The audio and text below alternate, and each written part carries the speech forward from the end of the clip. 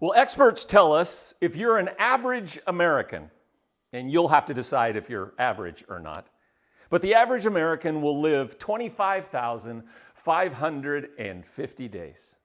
25,550 days, and every one of those days we are exchanging our lives for something.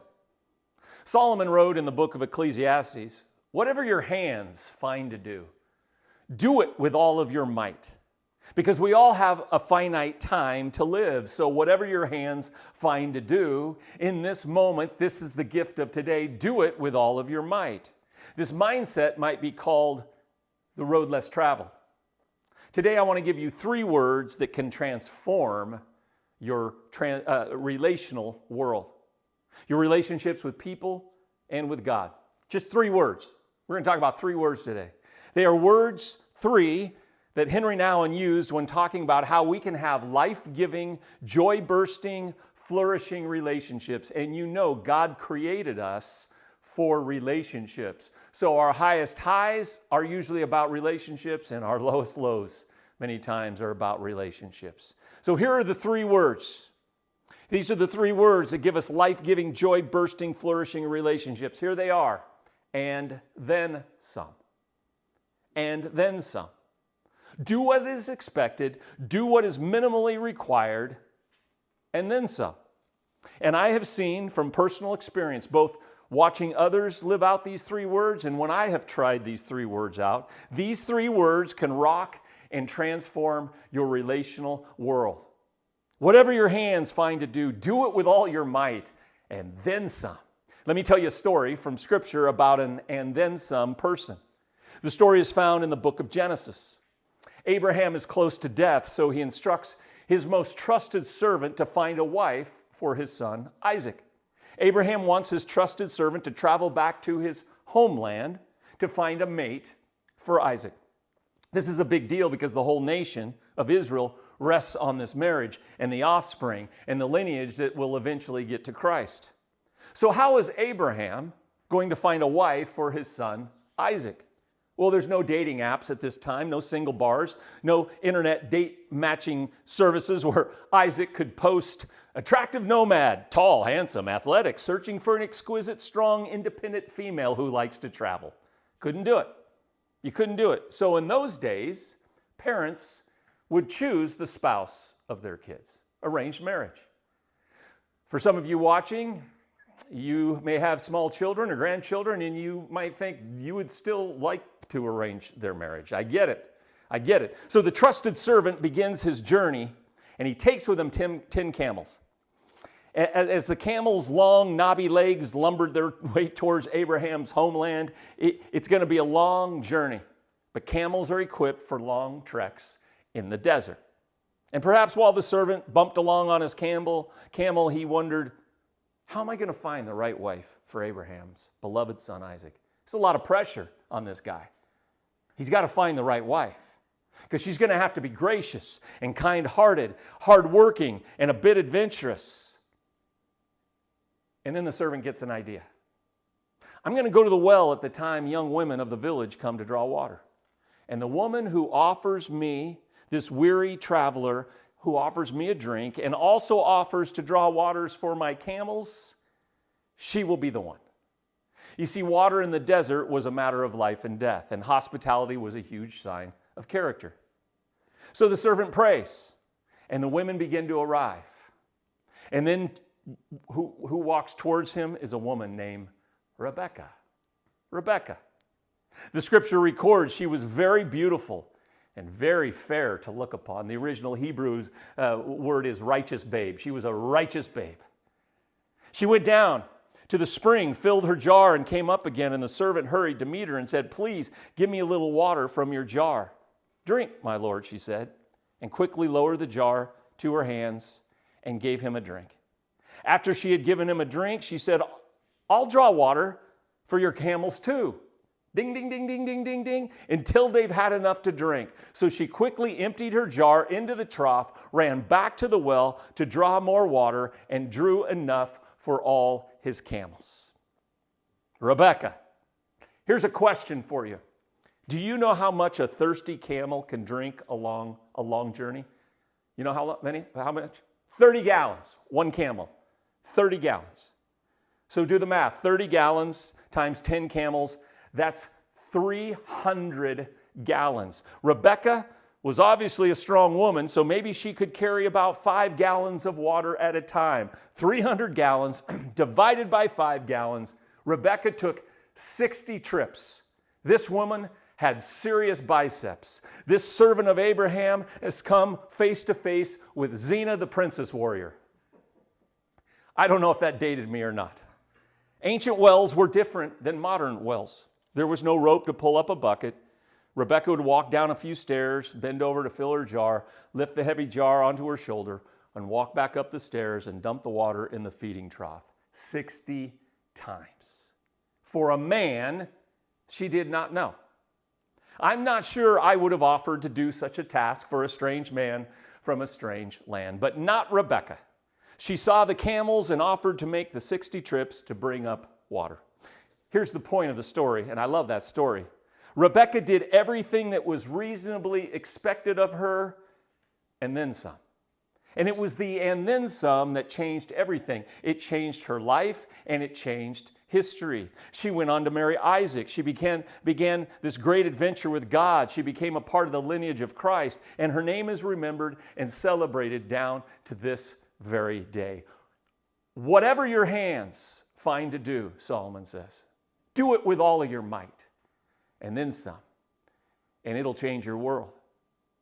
Imagine the transformation that would happen in your relational world. Just get real personal here.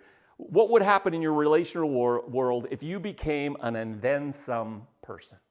In your marriage, in your friendships, at work, in your servanthood, with your relationship with God. Let's just say the words out loud. Whether you're watching online or you're there in the building, let's just say it with great fervor.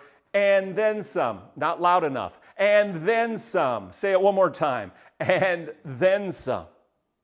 So this week, when your child or grandchild wants to sit down and they want you to read a book over and over and over again, and you're tired and you'd rather put them in front of the TV, I might be speaking from experience, friends. This week, will you sit down and read with them not just once, not just twice, but over and over and over and then some? This week, when your teenager wants to talk and you're tempted to multitask while they're talking about their day, instead, sit down. Look them in the eye. Listen carefully. Fully hear them. And then some. Someone once said, you cannot truly listen to anyone and do anything else at the same time. For husbands, when you're home this week and you just want to watch TV and ignore everything around you this week instead, will you choose a night this week? Pick a night this week to serve your spouse. Make the decision that even though you're tired, you will treat your wife like a queen. I will fix her dinner. I will bathe the children. I will clean the house, wash the clothes, rub her bunions. I will wait on her hand and feet. I will do everything she could possibly want, and then some. You see, I was thinking this week too, that for some of you, you've done all you can do for your children or a friendship. So this week, the and then some is to let them go, because that is an act of love too. You know, Jesus talked about this kind of lifestyle. He said, if the military demands that you carry their gear for a mile, carry it 2. When Jesus was alive, Israel was occupied by the Roman Empire. Roman soldiers were all over the place. Roman soldiers were often forced to go on 50-mile marches, and they had to carry heavy gear on their backs. So they were allowed by Roman law to draft normal Jewish citizens to carry their gear, to carry their burden, and they were required to carry their enemy's backpack 1 mile. Here's what Jesus is saying. Well, of course you have to carry your enemy's backpack for a mile. It's the law. You have no choice. So people would just do the minimum. He picked me, I'll go a mile. But Jesus says, how about when you get to the end of 1 mile, required by law, just for fun, just blow a Roman soldier's mind. Take the burden back and say, hey, I feel like doing 2. Obey the law and then some, Jesus says. Because in a world that chooses to do the minimum, In a world that chooses to just get by, Jesus says, every once in a while, why don't you blow your enemy's mind and do what is required and then some? And let me just give a caveat here. Jesus is not talking about not having boundaries or allowing ourselves to be abused or letting people take advantage of ourselves. This takes discernment. This takes wisdom. This takes staying close to the voice of God, because there will be times when his voice says, hey, this is an and then some kind of moment.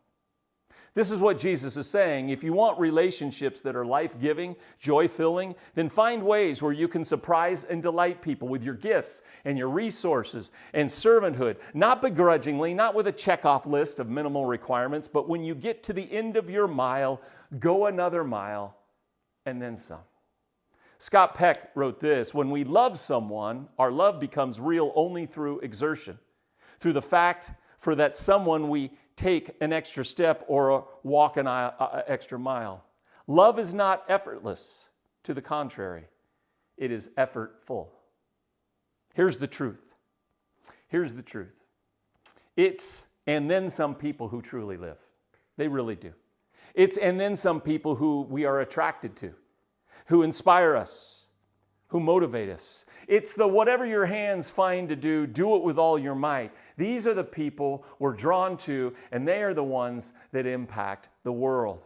I think about our partners here. Our partners, the Orangeville Food Bank, World Relief, helping resettle refugees, Powerhouse Ministries, helping women through addiction recovery, Growing Past Today, helping homeless families. I guarantee you, every one of those organizations are and then some organizations. They go the extra mile. The food bank, unbelievable. I've served at other food banks where they say, listen, give them the minimal. At our food bank, they say, give it all away. There's other organizations that will help refugees get into a home, but World Relief says we're going to help them get into a home, and we're going to mentor them, and we're going to walk alongside them. We're going to meet them at the airport. We're going to help these people resettle and then some. Powerhouse, they're helping women overcome addictions, but they're helping with mentoring, and they're walking alongside, and they created a church so these people can have community and find Christ. They're helping women and then some. Growing Past Today, it started with a vision of just tutoring some of these kids who are homeless. But Suzanne is doing that and then some as we partner with them with the clothes, our clothes giveaway, and food and so many other things. And I just want to stop here and say, I'm grateful for this church. You were an answer to our leadership's prayer before we even started this church. We prayed, God, bring us some and then some kind of people. And you're all over the place. You are just truly a gift to this church and to this community. And the world notices. The world notices. They do. Trust me, because we live in a world that is so filled with people doing the minimal requirements, just getting by, that when you do an and then some act, the world notices in small ways and large ways, in all kinds of ways. Just imagine our world, our relational world, our vocational world, every part of our world living with an and then some attitude. Larry Merritt, he was fresh off a root canal operation, and he finally got good enough to go eat real food. And so his wife said, why don't we go celebrate at our favorite restaurant? Let's return to the land of real food. So they go to their favorite restaurant. And after an unusually long wait, Larry and his wife were finally seated next to a noisy blender at the end of the bar. No one waited on them, and they felt invisible. Then a waiter who seemed stressed out hurriedly took their order drinks. He was obviously overwhelmed. He finally got back to their order, and when the order came, it was wrong. They finally got the right order, but after long waits, wrong orders, and a bill that Larry figured was still going to be over $100, he and his wife wished they'd have just stayed home. After many apologies, the waiter brought Larry and his wife, the check. Larry looked down at the check, and it read 1 cent. At first, he thought the 1 cent wasn't real. It just said 1 cent. That was the bill. But the waiter's apology was real. Restaurateur Danny Meyer, whose restaurants have consistently beat the odds in a very rough industry, talks about hospitality. I love this. In good versus great terms. A good experience at a restaurant is when everything goes fine. Everything's taken care of, and you go, well, that was a good experience. But a great experience is only possible when things go horribly wrong. That's when you have an opportunity. That's when you have an opportunity to serve and then some. When you have an employee who gets how bad things were, for whatever reason things happen, but he knows that you are valuable. And that's what the waiter did. The waiter created a great moment. This waiter apologized. Yeah, okay, thanks. And then some. The 1-cent bill was so powerful that at the end, Larry left the waiter a $20 tip. Now do the math there. That's a 200,000% tip. Not bad. Here's the deal. That's just a real practical thing. But here's the deal. We often just settle for just get by performances. Don't you? I do sometimes. What happened to Rebecca was not an accident. It was her and then some attitude that changed her life and changed a nation. And my favorite part of the story might be that she didn't have a clue what was going to happen to her. Rebecca didn't do it because she thought something good might happen. No, Rebecca went the second mile because Rebecca was just an and then some kind of person. Jesus says, give and it will be given to you. Here he's not giving strategies for getting. No, he's just saying, that's the way life works. Give and it will be given to you. For the measure you use, it will be measured to you. You see, this call to and then some is not a call to self-centeredness or selfish gain or the question, what will I get out of it? No, it simply involves the discovery that the secret to strong, life-giving relationships is to freely choose, like Rebecca, to be an and then some type of person. Whatever my hands find to do it with all my might. Go beyond what is required and find out what will bring delight to another person. So just two areas here for just a few moments. Two areas where we're called to be and then some kind of people. And I'd like to you get real personal and evaluate yourself. How are you doing? You know the two great commands, love God, love people. Those are our relationships, people and God. In these two areas, how can we become more and then some kind of people? I'd like you to reflect and evaluate right now. Let's talk about people first.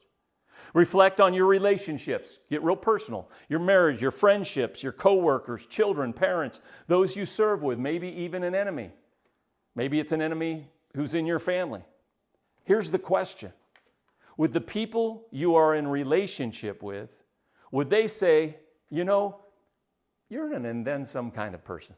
You're an and then some kind of spouse. You're an and then some kind of coworker. Or would they say, well, you know, I don't mean to be rude, but I feel like you give the minimum in our friendship, in our marriage, at work.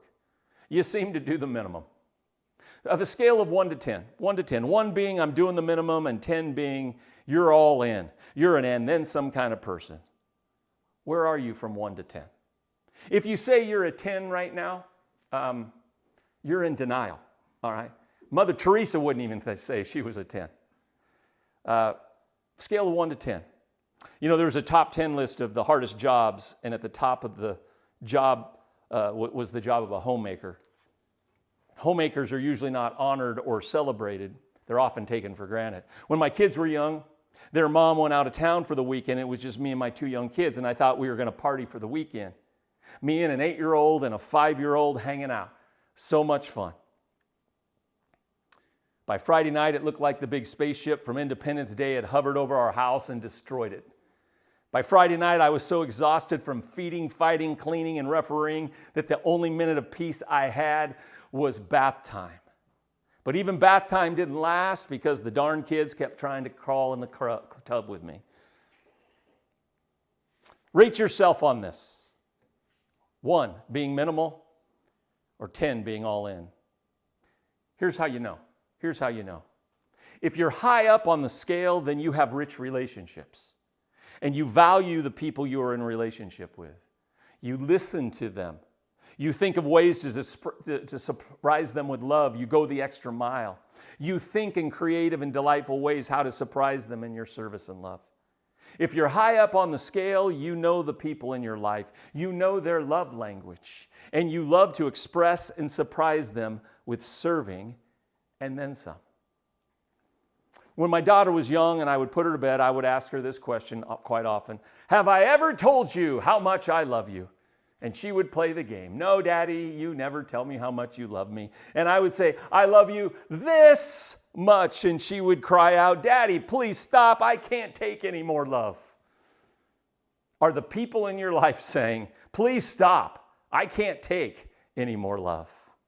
If you are, you're high on the scale. If you're on the other end of the scale, then at home or in your relationship world, then you're just trying to get by. Maybe at work, you're just trying to get by. You just generally follow the path of least resistance. Your idea of self-sacrifice and service is every once in a while, you'll hand over the remote control. Where are you at this scale? Now, be honest. This week, here's a practical part of this message. Just take a step up. This is no condemnation. This is just wherever you're at. If you're a 1, don't try to become a 10 this week because you'll hurt yourself probably, and you'll probably freak your spouse out. Just go from a 1 to a 3. If you're a 3, go to a 5. If you're a 5, go to a 7. You know what I'm saying here. Incremental, but do it. It will grow you in your relationships because wherever you are, wherever you're at on the scale, we can all begin to start forming and then again habits. Wherever you are, just take an intentional step right now. I hope as you pray at the end of this service, you'll think, what step do I need to take to be a better and then some person in my relational world? And don't expect anything in return, but I guarantee, don't say, you didn't say thank you, and I'm trying to be an and then some kind of person. That kind of ruins the whole deal.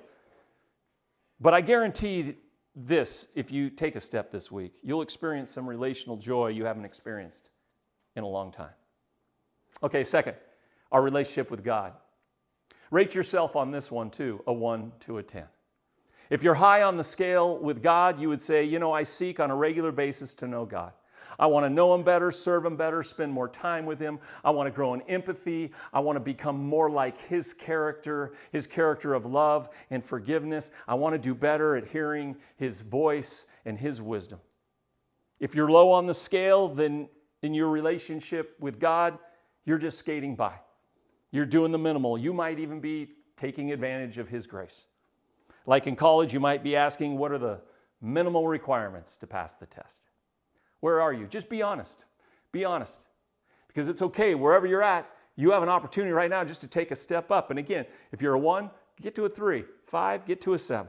Don't try to take the whole step at once. Because again, let me say it, wherever you are, we can all begin to start forming habits and then some habits. Wherever you're at, just take an intentional step up. And with your relationship with God, one of the best places to start is by daily just starting your day by showing up. We have an app that we've talked about, but we haven't talked about it for a while. It's called Lectio365. It's a 10-minute devotional in the morning. You can download it. You can download it so easily on your phone. And every morning, you can just for 10 minutes, and it connects you to the voice of God. They read scripture. They're just little devotionals, and it's powerful. Last Friday when I was driving to the food bank, it was probably our best food bank day ever, or it was the most people we served. We had so much fun. But I think one of the reasons is I listened to Lectio 365, and ironically or not ironically, the topic was Isaiah 58 and about feeding the hungry. And when I arrived there, my brain was in a much better state. Brennan Manning was asked about his week-long silent retreats with God. And they asked him, what did it do for him? And he says, I'm not sure, but I think God likes it when I show up. One little step.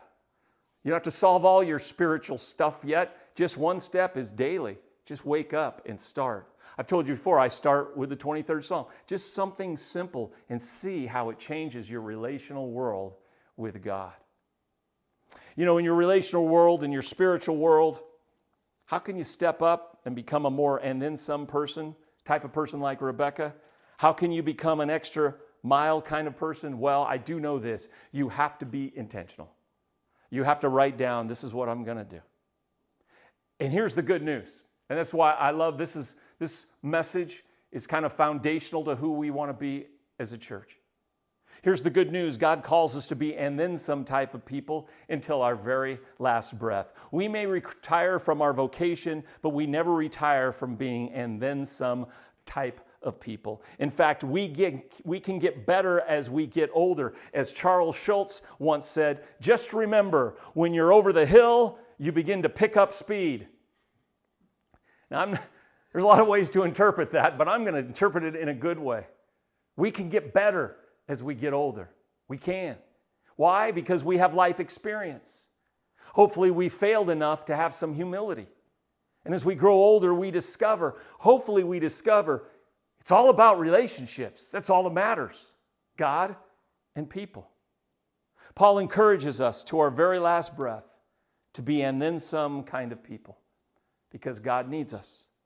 Therefore, Paul says, we do not become discouraged though our outward self is wasting away. Though our outward selves are growing older, our knees are creaky, our wrinkles are deeper. We wake up in the morning sorer. We know this. And sadly, in our culture, we're the only culture in the world that doesn't respect the elderly.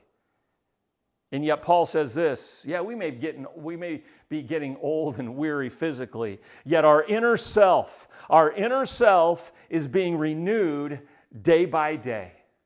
You see, friends, God calls us to be and then some people to our very last breath. And again, this church is so full of and then some kind of people. And the reason is this, we were made in the image of God, and our God is an and then some kind of God. It says in the beginning, God created heaven and earth, and He could have just stopped there, but He doesn't. He makes solar systems and stars and galaxy upon galaxy. He made the heavens and the earth, and then some. And when He's working on the earth, He could have made everything flat and plain, like Bakersfield, but He doesn't. He makes mountains and jungles and oceans, and He makes birds to fly in the air and fish to swim in the sea, and things to creep on the ground and things to swing from the tree. Now, just my opinion, He got a little too creative when He created snakes. But the point is, God made the earth and then some. And then He created a human being in His image. And He could have stopped with one, but it wasn't good for man to be alone. So God made a woman. And Adam looked at Eve and said, now that's a human being and then some. Today, God loves you, and then some. Jesus came to earth and He loved, served, healed, forgave, and then some. He went to the cross to forgive our sins, and then some. He rose from the grave, and then some. And Jesus comes today and says, I've come that you may have life, and then some. So it's a simple message, friend, but we can take a step with people and with God this week. On average, you and I are going to live around 25,550 days, and every one of those days, you and I are exchanging our life for something. So now, today, this week, we have the power to decide what kind of person we want to be. For whatever your hands find to do, do it with all your might, and then some.